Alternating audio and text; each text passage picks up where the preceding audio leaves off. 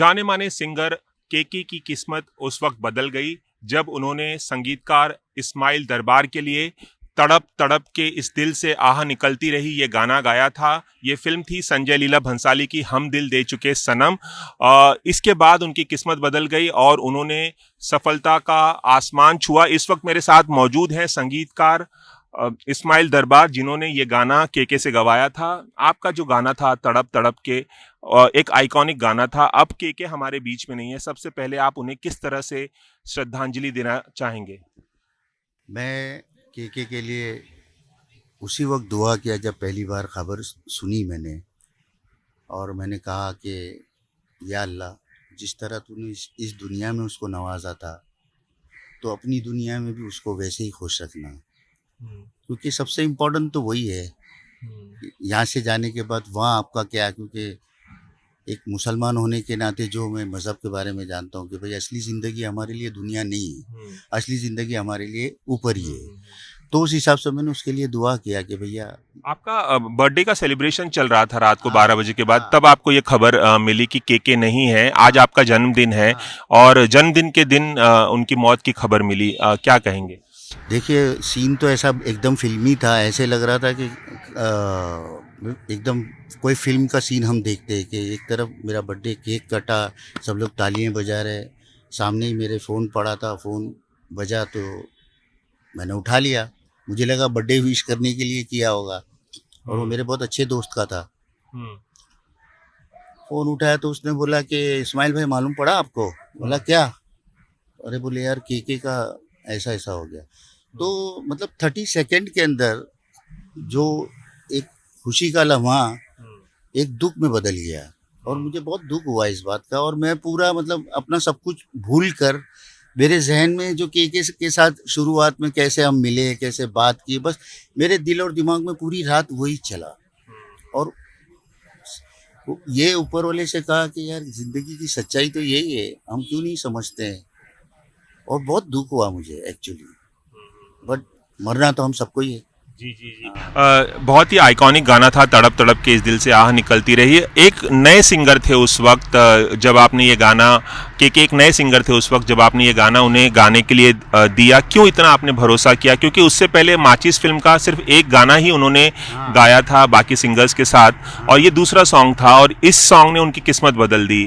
कितना भरोसा, इतना भरोसा आपने कैसे किया एक नए सिंगर पर, केके जैसे नए सिंगर पर उस वक्त?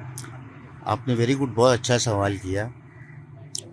एक्चुअली उस वक्त विशाल भरद्वाज का वो गाना रिकॉर्ड हो चुका था माचिस का, और मैंने उसका उतना लाइन सुना था केके की आवाज़ में, और वो उसकी आवाज़ सुनने के बाद मेरे दिल और दिमाग में ये बैठा, और मैंने पहले ही पूछा कि यार ये किसने गाया, तो भाई इसका नाम बोले केके। खैर, बात रफा दफा हो गई। बट जब तड़प तड़प की बारी आई तो मुझे एक प्रोड्यूसर, बहुत बड़ा इंडस्ट्री का प्रोड्यूसर डायरेक्टर था, जिसके लिए ये गाना फाइनल हुआ था। और ये गाना संजय लीला भंसाली की फिल्म हम दिल दे चुके के लिए नहीं बना था, पहले किसी और के लिए बना था। जी हाँ, ये गाना बिल्कुल पहले किसी और के लिए मैंने कंपोज किया था, और इस गाने के पीछे सिवाय ऊपर वाले के महबूब लिखता चला गया, मैं कंपोज करता चला गया, और किसी का कोई हाथ नहीं है इसमें। खैर, और जब हमने ये गाने की बारी आई तो हमारे वो प्रोड्यूसर और डायरेक्टर जो थे वो उस टाइम पे बहुत बड़े थे, तो उन्होंने कहा देखो, तुम ये दो कव्वाल है, उसको ये गाना गवाओ तुम्हारा तड़प तड़प के। तो मैंने मशहूर कव्वाल से गवाना चाह रहे थे। हाँ, तो मैंने वो कोशिश किया उनके बोलने पर, और स्टूडियो में आधा दिन मेरा बर्बाद हुआ, मैंने मेहनत की, लेकिन उसमें उन कव्वालों की कोई गलती नहीं है, क्योंकि वो गाने का जो रेंज था वो बहुत इम्पोर्टेंट था। तो खैर, वो डिसीजन मैंने खुद ले लिया। फिर मैंने अपने ना डायरेक्टर से पूछा, ना प्रोड्यूसर से, किसी से पूछा नहीं, डिसीजन लिया कि यार महबूब भाई, वो केके का नंबर तो तुम्हारे पास होगा? तो बोले हाँ है। तो उसने केके को फ़ोन करके तुरंत बुलाया, और केके आ गया। केके ने जब गाना सुना मेरे मुंह से, गा के तो मैंने ही सुनाया, तो बोले इस्माइल भाई, ये गाना तो मैं गा ही नहीं सकता हूँ, क्योंकि अच्छा, मैं उन्होंने मना कर दिया था ये गाना गाने से? अरे क्यों क्यों? अरे तो क्योंकि वो सुन के उसको ऐसे लगा बहुत डिफिकल्ट गाना है। अच्छा। और वो पॉप सिंगर है, और ये पूरा इमोशन से भरपूर था ये गाना। तो वो समझ गया उस गाने को और उसने ऑनेस्टी से बोला कि नहीं यार ये गाना मैं तो नहीं गा सकता हूँ इस्माइल भाई, आप किसी और से गवा लीजिए। तो उसका स्टाइल था ये बात करने का। अरे मैं बोला यार तुझे बुलाया तो कुछ सोच के बुलाया है ना। मैं बोला भाई हमारे आगे म्यूजिक डायरेक्टर लगता है तो हमको भी तो उतनी तमीज़ है कि हमको ये गाना किससे गवाना चाहिए किससे नहीं गवाना चाहिए। तो बोले देखो मैं तो बोल दिया, फिर आप मैंने ऐसा सुना है कि आप बहुत गुस्से वाले हो, भड़क जाते हो, महबूब भाई बता रहे थे। मैं बोला नहीं नहीं ऐसे कोई पागल कुत्ते ने नहीं काटा है कि खामा खा भड़क जाऊंगा। वो भड़कने की जगह पर मैं भड़कता हूँ। अब यहाँ तो मैं खुद ही बोल रहा हूँ तुमको, तुमने तो मना कर दिया है ना, नहीं गा सकोगे वो मेरा डिसीजन है, अच्छा। तुम वो मेरे ऊपर छोड़ दो। हाँ। और आप यकीन फिर मानो, आपने उन्हें कन्विंस कर लिया। हाँ तो वो तैयार हो गया मतलब डरते डरते। और जब उसने गाना शुरू किया ना तो मेरे को तो अंदर से ऐसा कुछ हुआ, ऐसा अंदर से कुछ करंट लगा कि मैं बोला या अल्लाह क्या तूने तोहफा भेजा है आज के रूप में। और बस वो गाता चला गया, बहता चला गया। और इसी तरह जब उसकी वाइफ ने पहली बार जब वो गाना स्क्रैच गाना जब सुना पहली बार और वो जब रोई और उसने ये कहा कि मुझे लगता ही नहीं है कि ये गाना के ने गाया है, तो मुझे बहुत खुशी हुई इस बात की। और मैंने के से फिर इशारे में कहा उसको कि क्यों, देख तेरी बीवी बोल रही है। तो बड़ा हंसा, मेरे गले तो लग ये गया। गाना, हाँ हाँ जी, गले मिल के फिर एकदम थोड़ा इमोशनल हो गया। बोले इस्माइल भाई इसका सारा क्रेडिट आपको जाता है। तो मैंने कहा देख मुझे नहीं जाता है, ये सब ऊपर वाले की मर्जी है और उसकी मर्जी के बिना कुछ नहीं होता है। फिर सालों तक जब आपसे मुलाकात होती थी केके की तो केके हमेशा कहते थे कि और गाना मुझसे मत गवाइए, एक ही गाने में आपने इतनी सक्सेस दिला दी मुझे तड़प तड़प। ऐसे हाथ जोड़ के आता था दूर से, या ऐसे इस्माइल भाई, बोले इस्माइल भाई अब आपको कभी मैं शिकायत नहीं करूंगा, आप मुझसे दूसरा गाना नहीं गवाएंगे क्योंकि आपने एक ही गाना मुझे ऐसे दे दिया है कि अब आखिरी सांस तक मेरे लिए ये काफी है।